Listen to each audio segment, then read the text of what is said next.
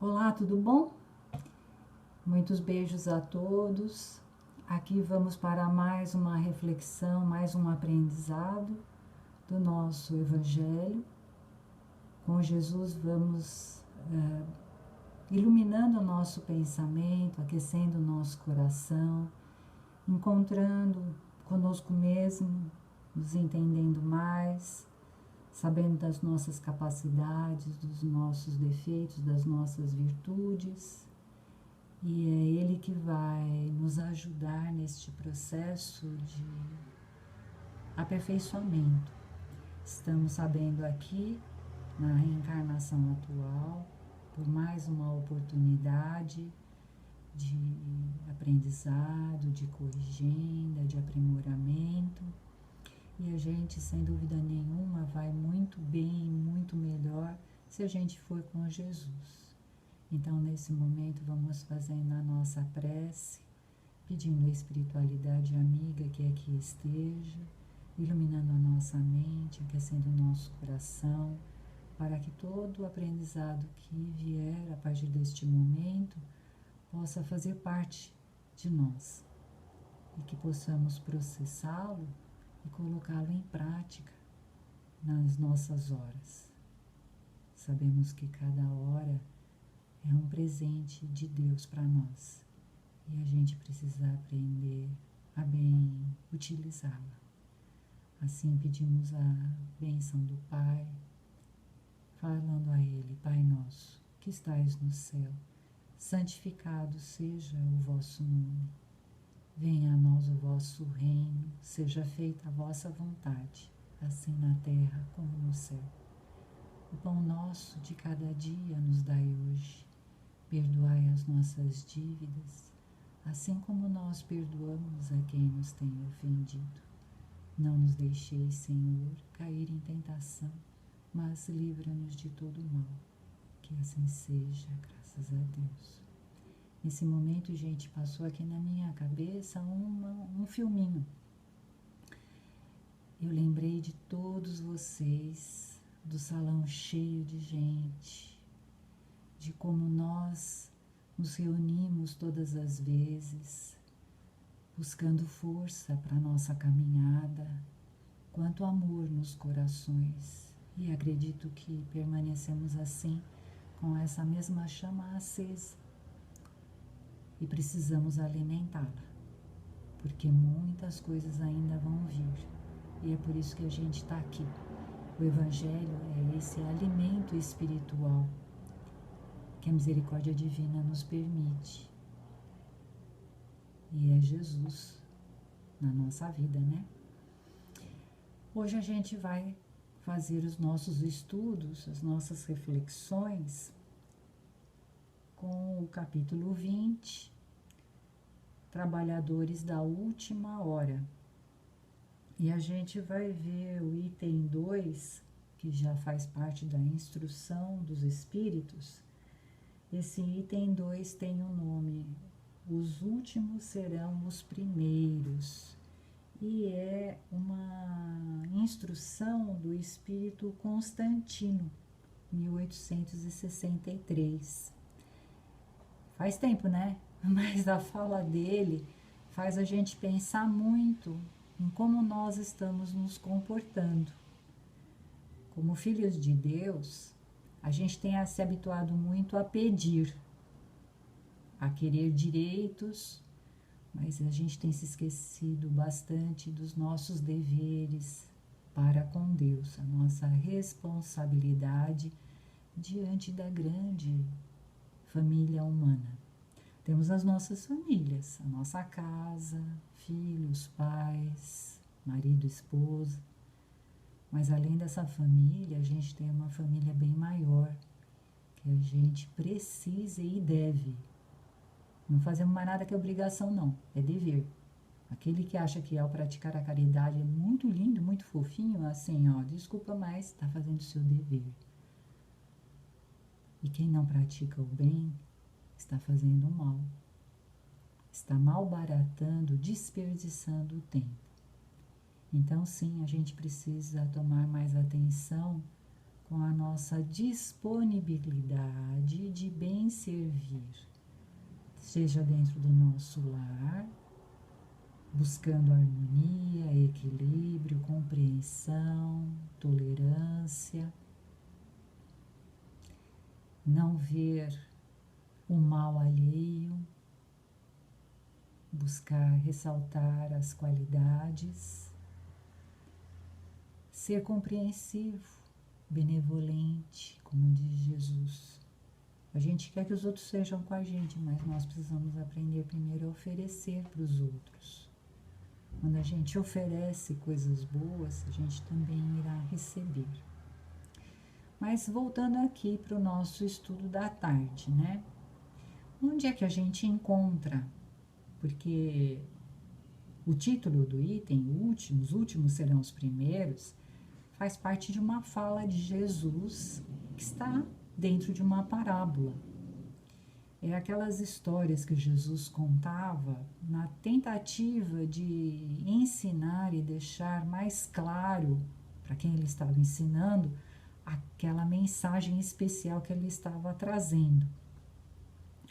E quando a gente estuda o Evangelho, a gente precisa ter alguns parâmetros. Não é só assim, eu vou abrir e vou ler o Evangelho. Isso assim, tudo bem, é uma leitura, mas no compromisso que eu estou falando aqui, como filhos de Deus, que a gente tem um dever a cumprir, a gente precisa ser um pouquinho mais exigente com a gente mesmo. Então, ir um pouco mais além do que simplesmente ler o Evangelho.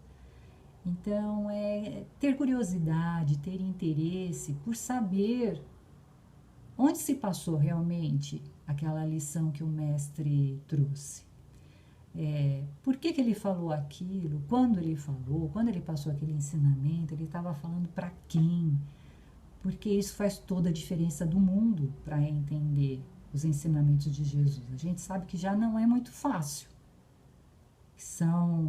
Cada ensinamento de Jesus tem uma densidade, uma quantidade enorme de informações, de aprendizados que são muito importantes para nós. Então, quando a gente lê o Evangelho meio de forma descuidada, a gente acaba não absorvendo todo esse potencial de informações e de mensagens que o Mestre trouxe para a gente.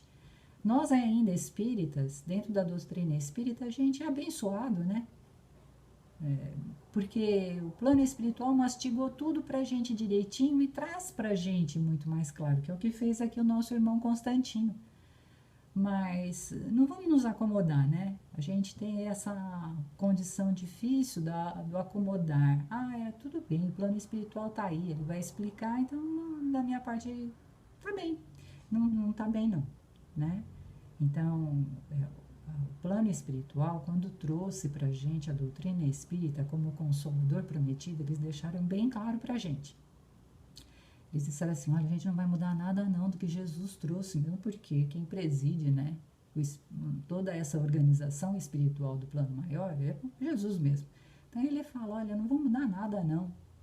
Continua o maior mandamento, amai-vos uns aos outros e instruí-vos. E está grifado, né? Quando a gente pega o capítulo do Evangelho segundo o Espiritismo, onde tem esse maior dos mandamentos, está grifado instruí-vos. Então, há necessidade da leitura mais aprofundada, juntamente com um interesse de pesquisa, para que a gente possa estar alerta, possa estar esperto para tudo que nos rodeia e dinamizar. Porque quando a gente cria esse ambiente dinâmico de pesquisa, do querer saber, as coisas ao nosso redor também ficam dinamizadas, ganham outro ritmo. Somos sempre nós que ditamos o ritmo da nossa vida. Então, vamos lá, né? E hoje eu trouxe aqui o Novo Testamento, que eu geralmente faço isso.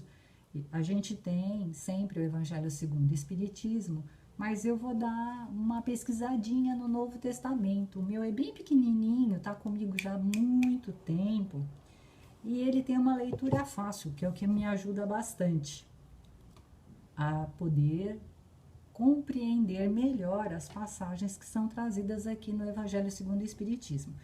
E essa parábola em especial, Trabalhadores da Última Hora, tem uma coisa muito curiosa. O Kardec traz a parábola, que é o texto do Novo Testamento, mas ele não dá parecer nenhum dele. É uma das únicas parábolas que o Kardec não faz nenhum comentário. Vem a parábola e na sequência já vem a instrução dos Espíritos. Dá uma olhada aí no Evangelho segundo o Espiritismo, vocês vão ver que coisa curiosa, né? Eu fui atrás e eu nem tinha reparado nisso. Eu sabia que quando eu estudava esse capítulo, alguma coisa me incomodava, mas eu ainda não tinha entendido que tinham coisas ali que precisavam ser melhor investigadas. E nesse estudo que eu fiz agora, eu acabei descobrindo muita coisa interessante. E uma dessas coisas interessantes é isso. Porque será que o Kardec não colocou o parecer dele e logo na sequência vem a condição do plano espiritual explicando? Talvez seja, né, para a gente poder ouvir a informação diretamente desses mensageiros espirituais. Porque é uma parábola muito rica, tem muita coisa para se dizer sobre ela, e eu acho que é por isso que o Kardec abriu mão da parte dele e já deixou logo o plano espiritual explicar para ver se a gente entendia, porque, afinal de contas, os trabalhadores da última hora somos todos nós, não somos só os espíritas. Os espíritas, de uma forma especial, porque a gente traz esse entendimento muito conhecido. A gente não pode dizer, mas eu não sabia, porque a gente sabe de muita coisa, né? Talvez não queira fazer, não queira pôr em prática, mas que a gente sabe, sabe. Então, talvez, nesta condição, os espíritas são chamados de forma primeira para esta mensagem. Mas os trabalhadores da última hora são todos aqueles que estão prontos, decididos a percorrer o caminho com Jesus. São espíritos que já aprenderam através de outras épocas, através da dificuldade, do erro, da negação, que quem manda é o Pai, né? E que nós, seus filhos, o que mais podemos fazer de bom é entender as leis de Deus e colocá-las em prática, obedecê-las, dentro das nossas possibilidades, mas fazer força para cumpri-las. Estaremos nos ajudando e ajudando a todos que vão conosco. Então, como eu estava falando, nesse Novo Testamento pequenininho, eu fui fazer uma pesquisa, porque também tem uma outra coisa interessante. E quando a gente for estudar o Evangelho, a gente tem que trabalhar com algumas perguntinhas. A gente tem que contextualizar, tem que perceber o que estava acontecendo naquele momento para entender por que Jesus falou determinada coisa, né? Então, em que momento a parábola dos trabalhadores da última hora é trazida por Jesus? E aqui eu não vou falar sobre a parábola, porque daí come meu tempo, meu objetivo não é esse. Então, quem não sabe ainda da parábola, Jesus compara o pai de família, o reino de Deus, o pai de família que sai para chamar os trabalhadores em várias horas do dia, né? E ele vai chamando e contratando para a vinha, combina lá com os primeiros 1 denário, e aí chama no final do dia, do trabalho, do lavoro, o administrador para pagar todo mundo, e começa a pagar por último aqueles trabalhadores que tinham chegado por último para a sua vinha. E todo mundo recebia um dinheiro, e aí aqueles trabalhadores lá da primeira hora, da manhã cedinho, que foram cedo trabalhar, reclamaram. Como assim? Você está pagando um dinheiro para todo mundo? Né? E aí o senhor da vinha fala assim, olha, mas eu não estou fazendo nada além do que combinado. Eu combinei com você um dinheiro e vou dar um dinheiro. Para aqueles que começaram depois, eu julgo que eles merecem também ganhar um dinheiro e assim eu vou pagar. E Jesus acaba a parábola dizendo, né?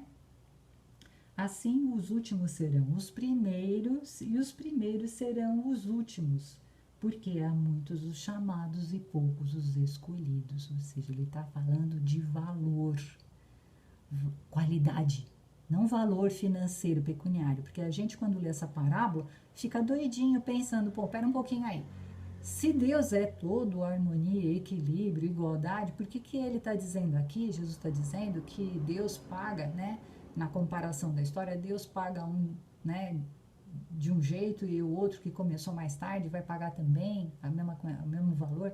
Não se trata de dinheiro, não. Aqui nós vamos falar sobre qualidade de trabalho. E que às vezes o salário não é o dinheiro, mas é o benefício próprio que a gente armazena para nós, a nossa felicidade. Então vamos lá ver como é que é, contextualizando aqui essa parábola. Então, para quem que Jesus está falando essa parábola? É para aquele povo em geral? Não. Ele está falando para os seus discípulos, porque ele estava num momento muito especial. Então, onde e quando acontece? Acontece na viagem dele, que ele está indo para Jerusalém, para aquele momento da Páscoa judaica, um momento decisivo, e que logo depois ele vai ser preso e crucificado. Então, eram os últimos momentos que ele tinha com aqueles homens que iriam dar sequência a todo o trabalho dele. Então, ele precisava ensinar a servir. Daí vem a importância dessa parábola, porque é a parábola dos trabalhadores. Ele vai falar da importância, da qualidade do trabalho a ser entregue. Né? É muito bacana vocês pegarem e verem esses detalhes. E aí tem uma série de outros ensinamentos que vêm antes. Jesus com as crianças, que ele fala da humildade e simplicidade, o jovem rico, do desapego aos bens materiais, o desapego das riquezas, que é o que a gente cai sempre na mesma tecla, as ilusões, a troca do essencial pelo ilusório. E antes, bem antes da parábola, tem uma passagem que é renunciar a tudo pelo Cristo, onde o Pedro, que acompanhava sempre Jesus, ele vira para Jesus e fala assim: mestre, nós abandonamos filhos, mulher, negócios, trabalhos e estamos contigo. O que nós vamos receber em troca? Pois é, o Pedrão pergunta isso para ele. E aí ele fala uma coisa muito curiosa, que eu vou deixar todo mundo encucado, mas é de propósito para vocês abrirem o livro e ir lá ler. Nesse momento, o que o Cristo responde para o Pedro? Que eles herdarão a vida eterna. E que muitos, né, dos primeiros serão os últimos e muitos dos últimos serão os primeiros. E na sequência ele entra com os trabalhadores da última hora, onde ele inverte a frase. Vão lá ver com os seus próprios olhos, é muito interessante, muito gozado, muito divertido a gente estudar o Evangelho. Bom, aí vindo aqui para esse momento que a gente está falando, que é o item 2, os últimos serão os primeiros, né? A gente vai acompanhando parágrafo por parágrafo. Aí o nosso irmão Constantino, que é esse espírito que traz a mensagem, ele diz assim: o trabalhador da última hora tem direito ao salário, mas é preciso que sua boa vontade o tenha posto à disposição do Senhor, que havia de empregá-lo, e que esse atraso não fosse fruto da sua preguiça ou da sua má vontade. Ele tem direito ao salário porque desde o alvorecer esperava impacientemente aquele que afinal o chamaria ao trabalho. Era trabalhador e faltava-lhe apenas o trabalho. Então, nesse primeiro parágrafo, o que a gente salienta? A gente está vendo o nosso irmão Constantino salientar todas as virtudes do bom servidor, né? Ele fala o que desse servidor? Da disposição que o servidor tem que ter, do trabalhador tem que ter, permanente, né? Disposição permanente para o trabalho, boa vontade ao longo das horas, nunca desistir de conseguir o trabalho, sabedor, né? O trabalhador sabe da importância das oportunidades que o Senhor irá de oferecer e assim trabalha com qualidade. Ele sabe que não adianta trabalhar muito e tudo mal feito, tudo corrido, tudo nas coxas. Ele sabe que ele tem que trabalhar e trabalhar bem, com qualidade, com coração, com dedicação, né? Aí, lembrando também que ele está trabalhando não só pelo dinheiro, mas ele está trabalhando pelo próprio crescimento, pela própria transformação. Gente, vamos linkar tudo isso com o nosso dever que eu falei lá no começo, né? O dever de bons filhos para com Deus. Essa história é para nós. A gente está aqui ouvindo, né? Então, tudo que a gente faz, todas as nossas atividades, tem que ter o nosso coração, tem que ter a nossa boa vontade, tem que ter o nosso capricho. Quando a gente fizer, olhar e dizer assim, eu estou contente com o que eu fiz, poxa, legal, estou contente. Dei o máximo de mim, busquei modificar, busquei melhorar. Ah, não estou muito contente, eu vou buscar fazer da próxima vez diferente. Trabalho, ele vem primeiramente para nós, para a nossa reforma, para o nosso aprimoramento. E depois é o produto que chega, é o produto do trabalho. Mas em primeiro lugar acontece a mudança na gente. Depois, o trabalhador, ele aceita qualquer oportunidade. Ele não fica recusando, eu não quero varrer o chão, eu não quero passar, lavar uma louça, quero passar, eu quero aquela atividade bem bacanuda. Isso também dentro da casa espírita, sabe? A gente tem que colocar. Então, tudo é trabalho. E às vezes aquele trabalho mais simples é onde Jesus está mais perto. E a gente nem se liga, né? E fazer, como falamos, sem pensar na remuneração. Aí, a gente está vendo que muitas coisas estão mudando, principalmente com todo esse evento aqui que nós estamos passando, a humanidade está sacando, né, coisas diferentes sobre o trabalho. Então, novas formas de trabalho vão vir sem dúvida nenhuma. A gente está se preparando para nos entender melhor, para trabalhar melhor, para conquistar essa característica, essas virtudes que a gente falou aqui, né? Aí, no segundo parágrafo, eu vou ler aqui, o Constantino diz assim: mas se esse trabalhador houvesse recusado o trabalho a qualquer hora do dia, se houvesse dito, tenhamos paciência, o repouso me é agradável, quando soar a última hora, será tempo de pensar no salário do dia, que necessidade tenho de me perturbar por causa de um senhor, a quem não conheço, a quem não estimo? Quanto mais tarde, melhor. Este, meus amigos, não encontrou o salário do trabalhador, mas o da preguiça. Então, nesse segundo parágrafo, a gente vai encontrar os defeitos humanos, né? Que só o tempo, com a misericórdia divina, consegue eliminar, né? E com a nossa vontade. Que defeitos são esses? A indolência, a preguiça, o desinteresse, que tá tudo lá de mão dada com o egoísmo da gente. Então, é óbvio, né, que esse trabalhador com essas características, ele vai receber o salário da preguiça. Mas a lei do progresso está aí para modificar todo mundo. Aí, no terceiro parágrafo, vamos ler aqui para vocês.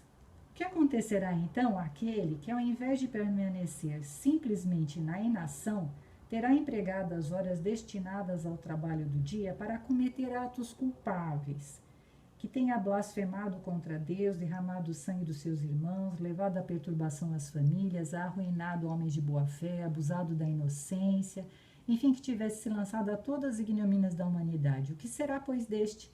Ser-lhe-á suficiente dizer à última hora, Senhor, usei mal meu tempo, empregai-me até o final do dia para que eu faça um pouquinho da minha tarefa e dai-me o salário do trabalhador de boa vontade? Não.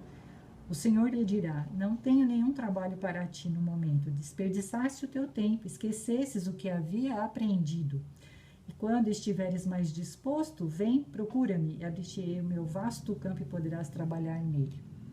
Nesse terceiro parágrafo, né, não é ressaltado defeitos, mas ainda o mal que existe em muitos corações, porque aqui na Terra nós vivemos com irmãos das mais variadas formas de maturidade espiritual. E mesmo dentro da gente tem o mal. Então a gente está aqui nessa condição, né? E o quarto e último parágrafo, ele fala: bons espíritas, meus bem-amados, sois todos operários da última hora. Muito orgulhoso seria o que dissesse: comecei o trabalho ao romper da aurora e só o terminarei quando declinar o dia. Todos viestes quando fostes chamados, um pouco mais cedo, um pouco mais tarde, para a encarnação. Mas há quantos séculos consecutivos o Senhor nos tem chamado para a sua vinha, sem quisesse nelas entrar? Eis agora o momento de receber o salário. Empregai bem esta hora que vos resta e não esqueçais jamais que a vossa existência, por mais longa que pareça, é só um momento bem fugidio na imensidade do tempo, que constitui para vós a eternidade. Então, nesse quarto parágrafo, vem aqui um entendimento importante, né? Ele fala assim: bons espíritas. É assim que ele começa o parágrafo. E aí a gente, tem um capítulo no Evangelho segundo o Espiritismo, que é o capítulo 18, que ele vai lá fazer uma lista sobre o que é ser bom espírita, o que é ser homem de bem. É no item 3 e no item 4 desse capítulo que eu falei. Dá uma olhadinha lá, porque eu entendo que está difícil a gente se encaixar aqui nesse bons espíritas que o irmão Constantino falou. A gente ainda vai precisar se esforçar bastante, né?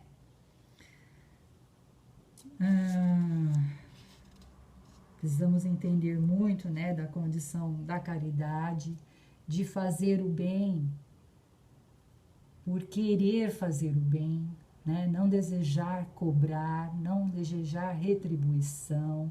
Na verdade, essa parábola ela foi montada em cima do que o Pedro falou para Jesus, em cima do questionamento do Pedro. Como se, sabe, olha, mestre, como é que vai ser, né? Porque aqui a gente fez bastante sacrifício. E do outro lado, o que vai vir? E Jesus conhece a espécie humana, né? Então, ele construiu essa parábola para mostrar para a gente que é dever, que é responsabilidade, que a gente não faz mais nada que obrigação, não, fazer o bem. Melhorar, seguir o caminho do progresso, tem que fazer parte da nossa jornada, né? Então, não é nada de salário que nós estamos falando aqui, é de qualidade, do dever oferecido, né? E é isso, né? A gente, nesse momento, agradece a espiritualidade, pedimos muita luz para todos, que possamos ter compreendido. Dicas. Eu assisti a alguns vídeos muito bacanas que explicam bastante a respeito desta parábola. Uma palestra do Arthur Valadares, que é um rapaz muito lindo, e do Haroldo Dutras, é uma sequência de palestras, se não me engano são 4, porque essa parábola do trabalhador, como eu disse, ela não é nada simples, ela tem muita informação. Aqui a gente tem pouco tempo para trabalhar tudo que fala nela, mas busquem mais informações, porque ela é muito bacana mesmo, tá bom? Que a paz do Mestre Jesus nos ilumine e nos acompanhe hoje e sempre, em todos os instantes dos nossos dias, e quando estivermos fazendo os nossos estudos, que busquemos antes pedir ao Senhor que Ele nos dê muita luz para que essas palavras, esses ensinamentos possam encontrar lugar na nossa mente, se fixar, né? Para que fique mais fácil a nossa caminhada. Que a bênção do Pai nos una hoje e sempre. Muito amor, que assim seja, graças a Deus.